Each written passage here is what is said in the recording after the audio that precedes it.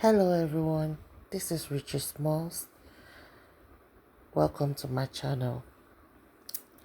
Today I want to talk about how we invested in properties and we sold them off for peanuts. Yes, we sold our properties for peanuts because we had the misfortune of investing in the wrong location. Why am I talking about this? Because I want other people to learn. I'm sharing this story so that if you're interested in buying properties, you need to ask a lot of questions. You need to do a lot of homework. Don't trust anybody. Even if it's your best friend that tells you, oh, this place is good, this or that, do your own homework by yourself because boys are not smiling. So, 2013, me and my husband, we bought property somewhere. We had a house, but something happened that made us leave the house in 2020. That story is story for another day. So, 2020, we decided, all right, because of what happened to us, let us move from that first house. It was very urgent and we were working with limited funds. What happened took my husband's business down. So my husband's business was dwindling. My business was dwindling. So we decided to move with the limited funds we had. Now, we did not want to rent house because we've already experienced owning a property. We did not want to go back to becoming tenants. That is why we decided, okay, let us rent house. Oh, that's a picture of my poultry house. Anyway, so we decided, okay, let us buy property in the village. First mistake. If you are a certain kind of person and you grew up in town and you know that you don't have village ways, my brother, my sister, please don't go to the village to build property. You will stick out like a sore thumb. Village people can smell their own, and the way they relate to their own is so different. When we moved into that place already, my husband is an introvert, so he couldn't relate. I tried my best to relate with them, but they seemed to have this idea that because we were coming from town, we had so much money. It was unfortunate. My husband had a car, an old car, visible to the human eye that it was an old car. But village people did not say no. As far as they were concerned, we had car. So we had money. So we decided, okay, we bought the land. The land was cheap, 250,000. Anybody staying in Akwa Ibom State knows that 250,000 for a plot of land is cheap. So we bought that land and we decided to build a 2-bedroom flat. No, 2-bedroom, not flats, 2-bedroom, just 2 rooms, room 1, room 2, then toilet and kitchen. This is what the house looks like. That's the second room. Our children slept there, and then we had the next room. That was our room. We shared the toilet and the bath. Now, as God would have it, when we moved into that house, we stayed there for 6 months.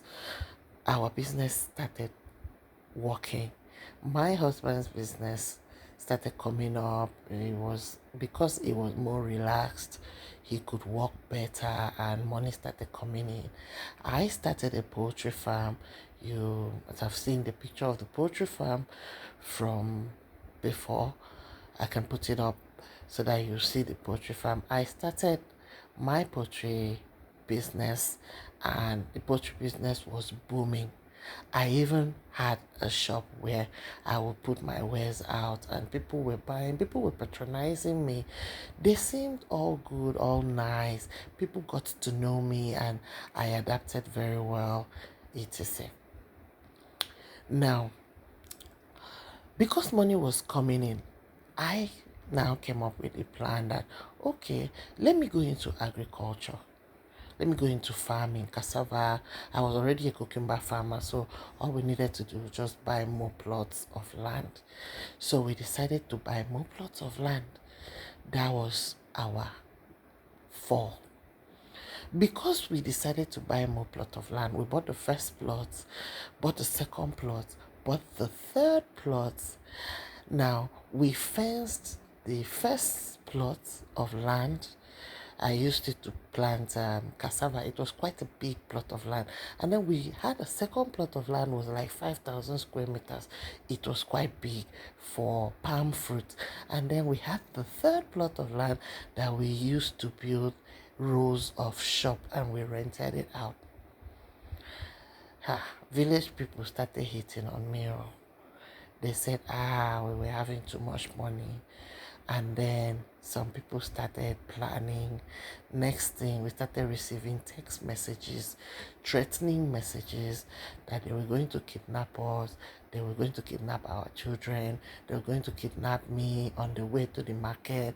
And even when I go to the farm, they will follow me, they were tracking me, people were following me left, right, center. They were telling me my location. If I go to the market, they tell me what I'm wearing, they tell me what I did, the things that I bought. It was terrible.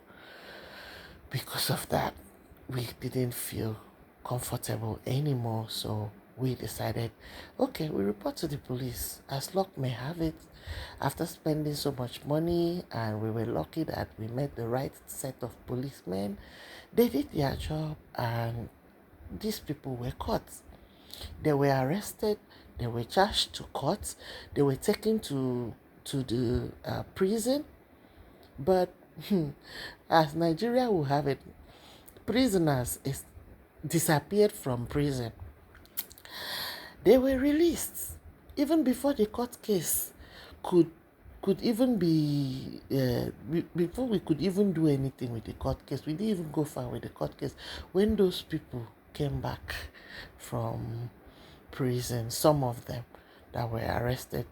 So, and when they returned, they caused so much mayhem, they were causing so much, unrest. We just decided, you know what, let's sell all these properties after investing so much. So we ended up selling all our properties. This property here is one of the properties that we had, the house that we were staying in. This is the house that we were staying in. We had to sell everything for peanuts because we just wanted to get our money that we invested in that location. We just got our money.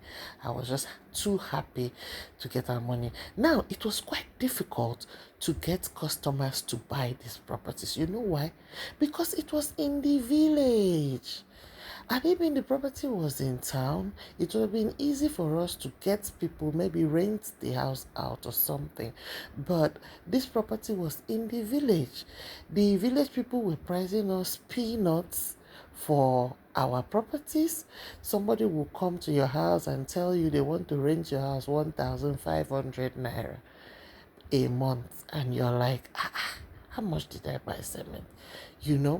So because of that now, we just felt, well, it's best to sell it off so that we won't have any need to go back to a terrible location. So that's what we did. We sold the properties and we relocated to town. After that incident, I told myself, never again will I go and buy property and stay in the village. You can buy properties in the village if you're not staying there. Buy one or two. Don't buy too much. Learn from me. I learned my lesson the hard way. So that's how we ended up selling our properties for peanuts. I hope somebody learns or somebody can pick a message or two from my experience. Have a nice day, and please subscribe and share this message. Thank you.